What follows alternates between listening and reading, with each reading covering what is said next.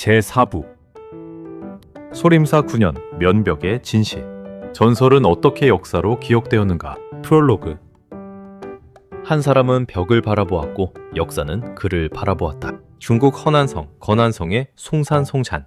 그 상기슭에는 중국은 물론 세계적으로도 가장 유명한 사찰 가운데 하나인 소림사, 셔린스가 자리하고 있습니다. 오늘날 수많은 관광객들이 이곳에 찾는 이유는 단순히 오래된 사찰이기 때문만은 아닙니다. 이곳에는 한 승려가 9회 동안 벽을 향해 좌선했다는 전설이 전해지기 때문입니다. 그 승려가 바로 보리달마, 부디달머입니다. 면벽 9년, 면백 중년. 이 네 글자는 선종을 상징하는 표현이 되었고 수행자의 인내와 깨달음을 나타내는 대표적인 상징이 되었습니다. 그러나 역사학은 여기서 다시 질문을 던집니다. 정말 9회 동안 벽만 바라보고 앉아 있었을까요? 혹은 이 이야기는 수행의 깊이를 상징적으로 표현한 종교적 전승일까요? 이번 시간에는 사료와 고고학, 불교학 연구를 통해 면벽 9년의 진실을 살펴보겠습니다. 제1장. 소림사는 원래 어떤 사찰이었는가? 보리달마를 이해하려면 먼저 소림사의 역사를 알아야 합니다. 소림사는 북위 베이웨의 황제, 소문제 캬운디, 원괭 웬홍, 4674 수구구, 제위 471 499가 495년을 창건한 사찰입니다. 창건 목적은 인도 출신의 고승, 불타발타라, 부토바도라, 부다바드라, 359살 29를 위해 수행도량을 마련하는 것이었습니다. 여기서 중요한 사실이 하나 있습니다. 소림사는 처음부터 무술사찰이 아니었습니다. 창건 당시의 소림사는 엄격한 불교 수행과 경전 연구를 위한 사찰이었습니다. 숭산이라는 성지.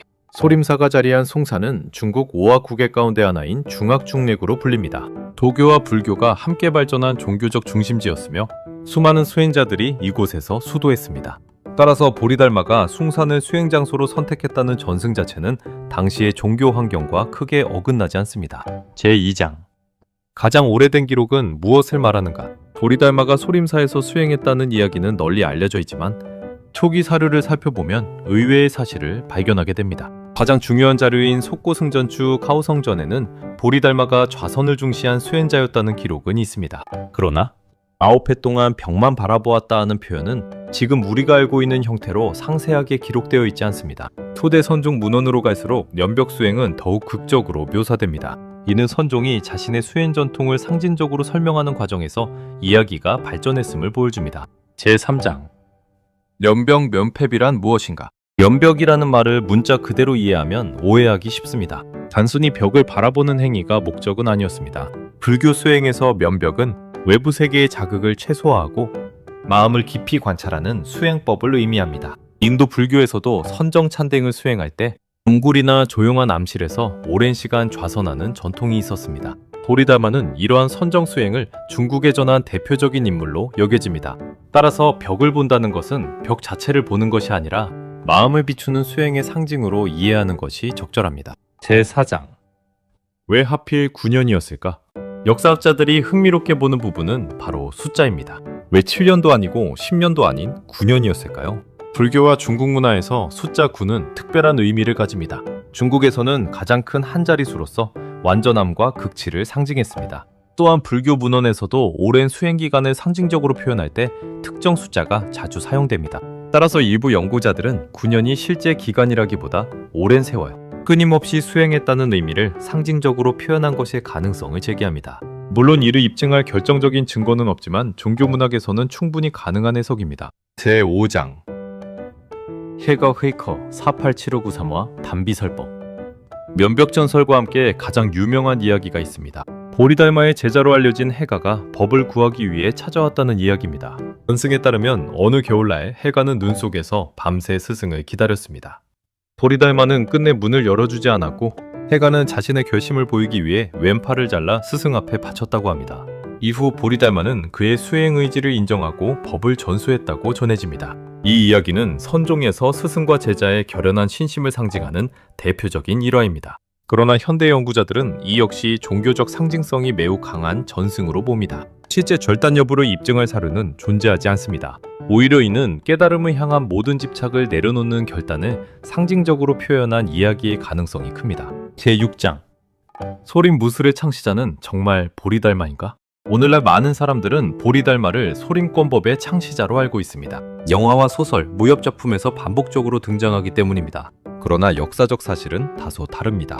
초기 문헌 어디에도 보리달마가 무술을 가르쳤다는 기록은 없습니다. 소림사의 무예, 활동이 문헌에 분명히 등장하는 것은 명나라 13,681,644 시기 이후입니다.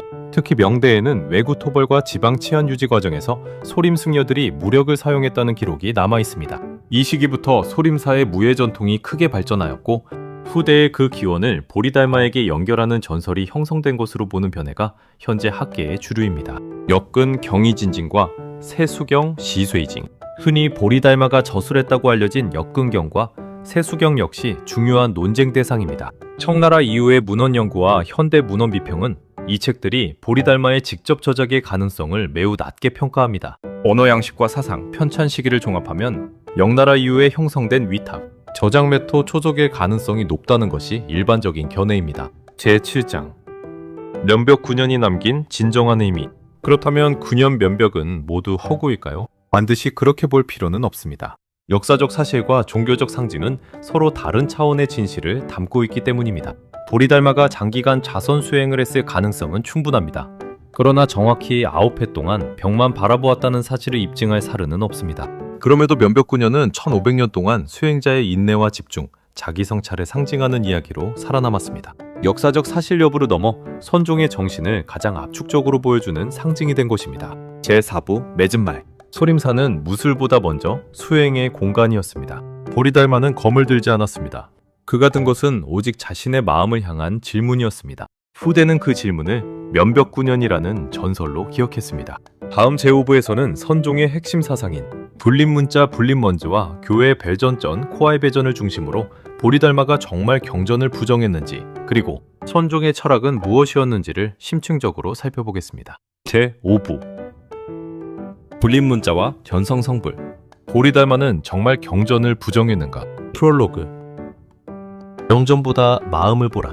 보리달마를 이야기할 때 가장 먼저 떠오르는 문장이 있습니다. 교회 별전, 추가의 배전, 불림문자, 불림먼즈, 직지인심, 직지련신, 견성성불, 견싱정포, 추처임녀. 오늘날 이 네 문장은 선종 잔종의 핵심 사상으로 널리 알려져 있습니다. 많은 사람들은 이를 다음과 같이 이해합니다. 선종은 경전을 무시하는 종교이다. 추처임녀. 그러나 이것은 선종에 대한 가장 흔한 오해 가운데 하나입니다. 실제로 보리달마는 능가경 능체징을 중요하게 여겼으며 초기 선종 역시 여러 대승경전을 깊이 연구했습니다.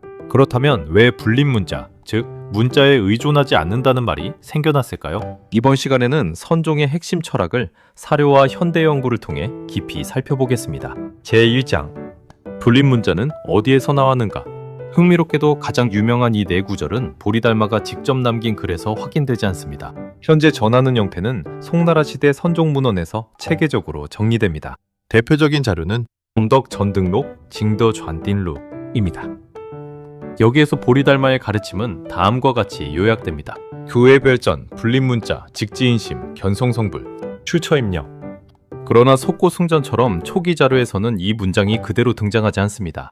현대 불교학은 이 네 구절을 초기 선종의 정신을 후대가 압축적으로 정리한 표어로 이해합니다. 제2장 불림문자는 경전을 버리라는 뜻인가? 결론부터 말하면 아닙니다. 불림문자는 문자를 부정한다는 의미가 아니라 문자만으로는 깨달음에 이를 수 없다는 뜻입니다. 불교에서 경전은 매우 중요합니다. 그러나 경전을 많이 읽는 것과 깨닫는 것은 같은 일이 아닙니다. 예를 들어 누군가 평생 수영책만 읽었다고 해서 실제로 수영을 할 수 있는 것은 아닙니다. 반대로 물속에 들어가 몸으로 익히는 경험이 필요합니다. 선종은 바로 이 점을 강조했습니다. 경전은 길을 가리키는 지도입니다. 그러나 지도는 목적지가 아닙니다. 이러한 사고방식은 대승불교의 수행 전통 속에서 발전한 것으로 보리달마는 이를 강하게 강조한 인물로 전승됩니다. 제3장 교회 별전의 의미. 교회 별전은 문자 그대로 번역하면 경전의 가르침, 밖에서 따로 전한다 입니다. 하지만 이건 역시 경전을 부정하는 뜻은 아닙니다.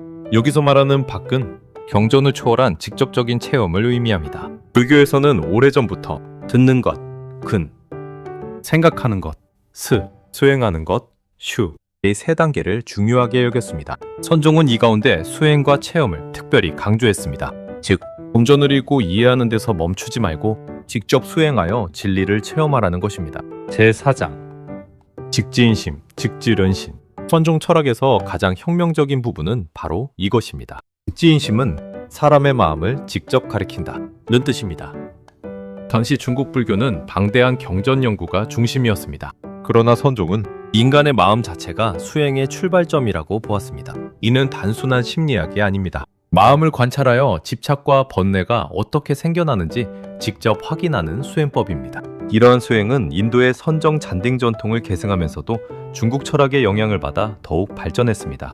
특히 노장 사상의 자연스러움과 불교의 선정, 수행이 중국에서 만나 새로운 형태를 이루었다는 점을 많은 학자들이 지적합니다. 다만 현대 연구에서는 선종이 도교에서 비롯되었다는 단순한 설명은 받아들이지 않습니다. 선종은 기본적으로 대승불교 전통 위에서 발전했으며 중국 문화와의 상호작용 속에서 독특한 색채를 갖게 되었다고 보는 것이 일반적인 견해입니다. 제5장 견성성불, 견싱정포. 보리달마 사상의 핵심을 한 문장으로 요약하면 바로 이것입니다. 자신의 본성을 보면 곧 부처가 된다. 여기서 본성은 인간 안에 잠재한 깨달음의 가능성을 말합니다. 이는 후대 중국 불교의 불성부싱 사상과도 연결됩니다. 하지만 견성성불은 단순히 나는 원래 부처니까 아무것도 하지 않아도 된다는 뜻이 아닙니다.